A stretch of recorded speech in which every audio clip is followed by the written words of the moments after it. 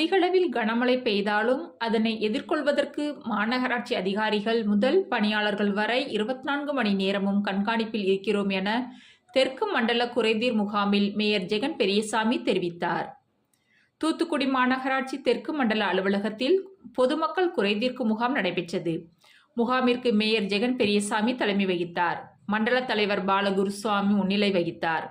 முகாமை துவக்கி வைத்து மேயர் ஜெகன் பெரியசாமி பேசுகையில், மாநகராட்சி பகுதியில் கடந்த 21 மாத காலமாக தமிழக முதலமைச்சர் மு.க. ஸ்டாலின் உத்தரவுக்கிணங்க மக்களுடன் முதல்வர் என்ற திட்டத்தின் அடிப்படையில் பொதுமக்கள் குறைதீர்க்கும் முகாம் நடைபெற்றது.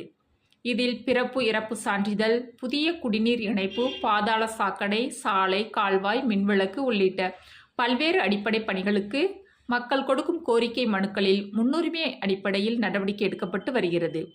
தெற்கு மண்டலத்தில் இதுவரை 673 மனுக்கள் பெறப்பட்டுள்ளது. அனைத்து மனுக்களுக்கும் தீர்வு காணப்பட்டுள்ளது. தூத்துக்குடியில் கடந்த மாதம் 19, 20ஆம் தேதிகளில் 10 சென்டிமீட்டர் வரை மழை பெய்தது.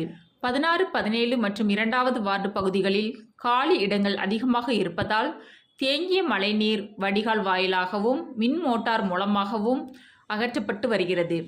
மற்ற பகுதிகளில் மழை நின்றதும் மழைநீர் வடிந்து விடுகிறது. இந்த பகுதியை பொறுத்தவரை கோரம்பலம் குளம் நிரம்பி 12 கிலோமீட்டர் தூரம் உப்பாற்று ஓடை வழியாக கடலுக்கு செல்கிறது.